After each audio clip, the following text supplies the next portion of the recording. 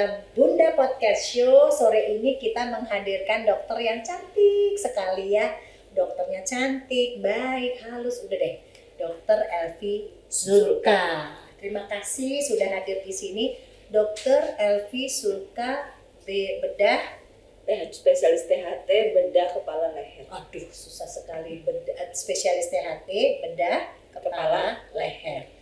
Nah, sebelum kita menginjak ke diskusi Dokter Elvi ini kan banyak menolong dokter anak, banyak menolong dokter anak yang bekerja di NICU, banyak menolong dokter anak yang sekarang lagi kepusingan didatengin oleh banyak sekali orang tua yang batuk pilek sampai mereka itu frustrasi gitu ya. Nanti kemarin kita udah bicara dengan Dokter Rifan dari dokter paru anak. Sekarang kita mau lihat dari sisi THT gitu ya. Dokter Elvi mungkin sebagai dokter yang berkecimpung dalam bedah kepala leher tadi, sebetulnya kasus-kasus yang banyak sekali dikerjakan di Rumah Sakit Bunda ini apa? Ya, terima kasih ya Dokter Pili, terima kasih nih para hadirin ya, pencinta podcast Bunda. Ini podcast Bunda ini pokoknya seru deh isinya. Ya. Jadi di Bunda ini ada satu klinik ya, namanya feeding clinic. Nah, ternyata banyak sekali faktor-faktor yang berkaitan dengan feeding clinic ini. Bukan hanya cuma, aduh aku nggak bisa makan, bayiku nggak bisa makan, anakku nggak bisa makan. Tapi ada sesuatu yang menyebabkan anak tidak mau makan, bukan tidak bisa. Tidak mau makan. Nah, tidak mau makan kenapa? Karena sakit ternyata namanya. Pas setelah kita periksa ternyata ada faktor lain yang menyebabkan anak tidak mau makan, yaitu apa? Misalnya tonsilnya besar. Tonsilnya besar. Tonsil kan termasuk apa yang namanya cincin Waldeyer ya. Jadi adalah organ of defense yang ada yang namanya tonsil, ada yang namanya adenoid, ya, ada yang namanya lingual tonsil hipertrofi. Nah, itu membuat anak malas makan karena kalau sakit kayak kita juga, kalau kita sakit nelen kan malas ya makannya.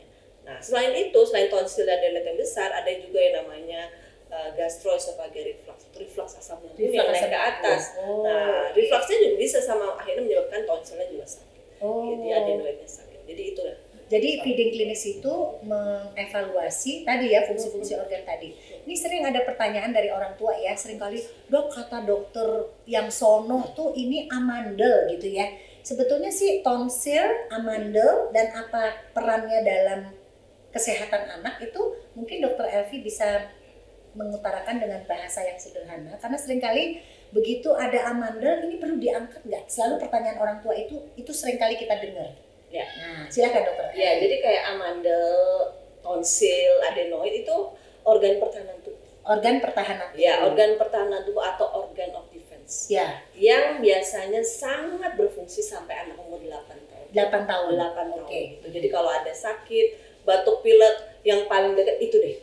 Ya, karena organ of defense, organ pertahanan dia langsung besar. Besar membuat ada radang jadi sakit. Tapi kalau udah sembuh kecil lagi. Tapi kalau tidak ada jarak untuk kecil, jadi karena infeksinya terlalu sering akhirnya gede terus. Nah, pas lagi gede terus itu yang menyebabkan rasanya tidak nyaman. Terus anaknya nggak mau makan. Kemudian ada satu hal lagi yang berbahaya adalah apa yang namanya sumbatan jalan napas saat tidur yang namanya OSA. Oke, jadi kalau amandel besar itu sebetulnya kita harus cari penyebabnya ya. Jadi artinya karena bolak-balik sakit amandelnya besar. Jadi artinya tidak selalu begitu tonsil atau amandel itu besar kita harus mengangkat. Seperti itulah, itu kan? Betul. Karena memang ada indikasi ya. Ada indikasi kapan kita melakukan tindakan namanya tonsiloadenoidektomi atau tonsilektomi ya. Jadi indikasinya apa? Kalau misalnya infeksi itu 3 kali berjalan selama setahun.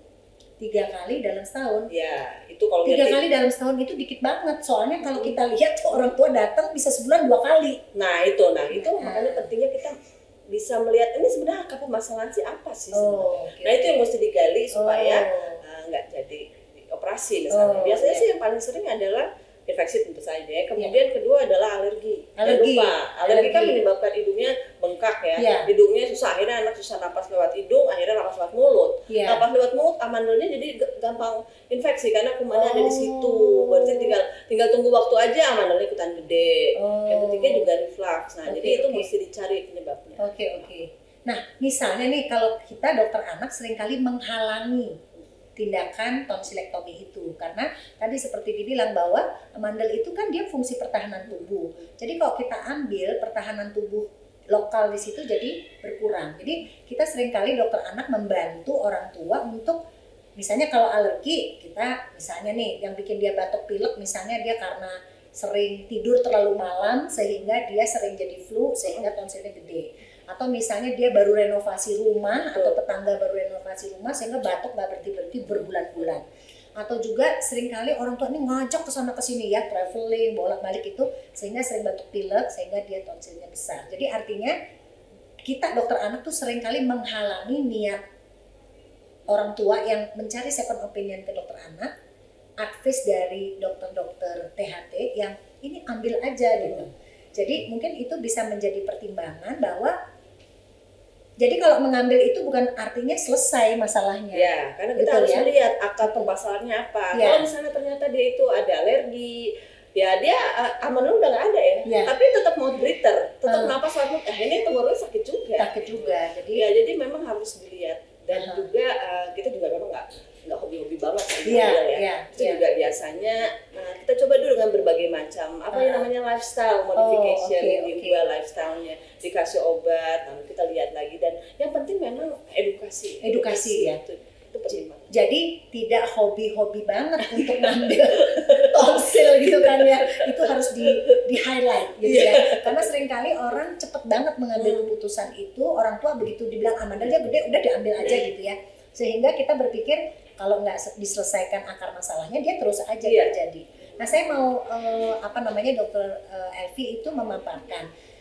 Dokter Elvi itu bisa nggak mengevaluasi dengan mungkin dengan pemeriksaan atau menceritakan pemeriksaan sederhana apa sih yang dikerjakan pada saat tadi bahwa dia kok jadi bernafas pakai mulut, bahwa dia kok ada reflux yang berakibat apa, itu prosedur apa yang dikerjakan di yang Dr. Elvi tekuni ya di sini ya, feeding clinics ya, itu apa yang dikerjakan secara sederhana? Ya, sebenarnya kita bisa melihat dari appearance ya. Jadi biasanya tuh mau tersendiri napasnya lewat mulut, khas banget, dan kadang-kadang giginya juga ya, giginya sedikit tomos ya, kayak gigi kelinci ya, karena napas lewat mulut terus, akhirnya ada perubahan struktur yang namanya struktur rahang dan juga struktur gigi, terus rahangnya menjadi lebih sempit ya, dan anaknya akhirnya gini.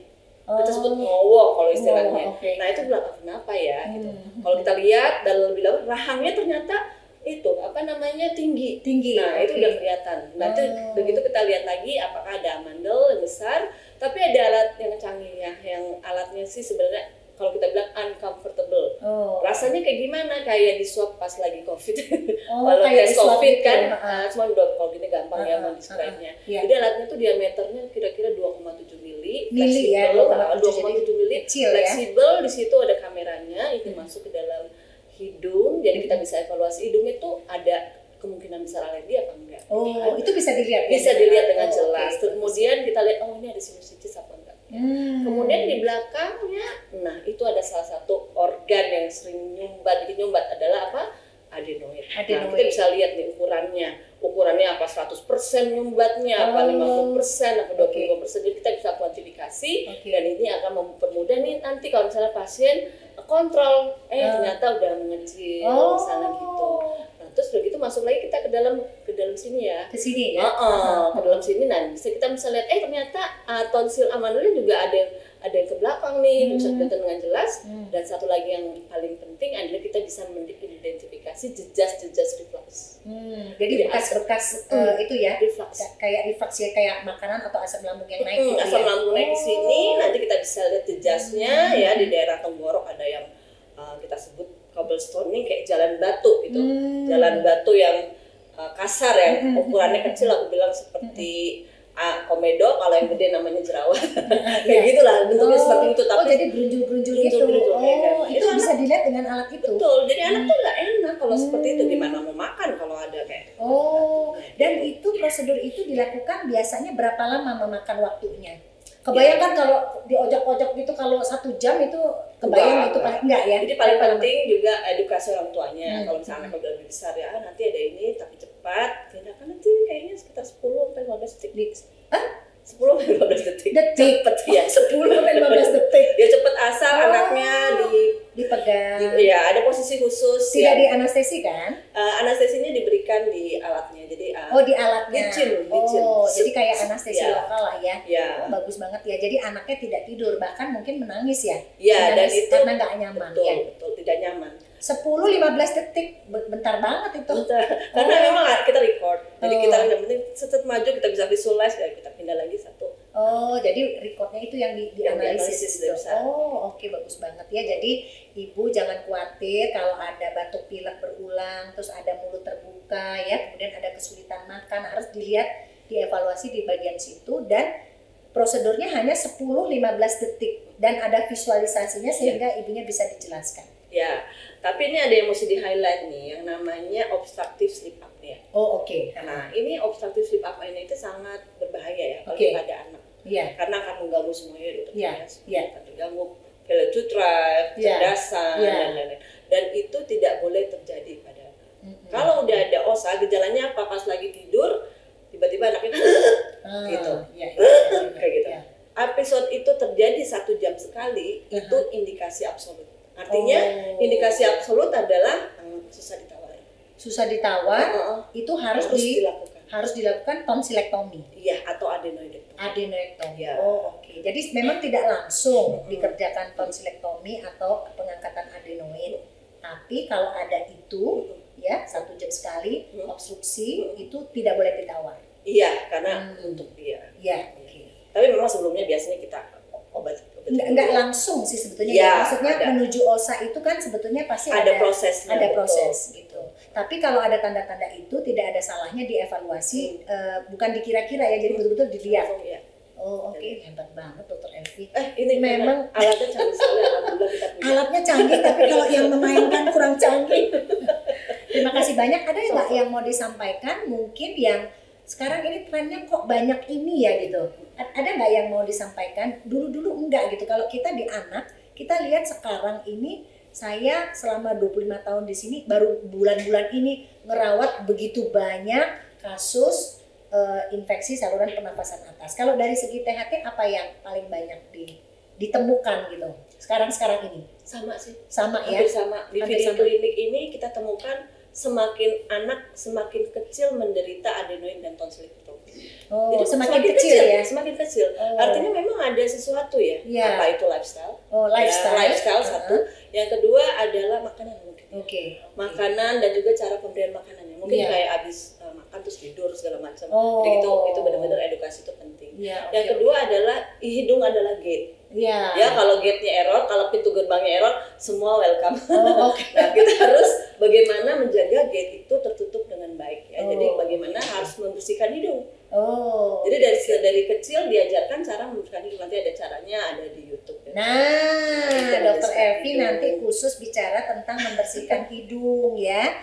Sekarang Dokter Elvi sudah ditunggu pasien-pasiennya, maka kita akhiri Bunda Podcast Show. Nanti kita akan bahas lagi yang lain lagi dari dokter-dokter anak atau dokter-dokter spesialis yang bergabung di Rumah Sakit Bunda Jakarta. Oke, terima kasih.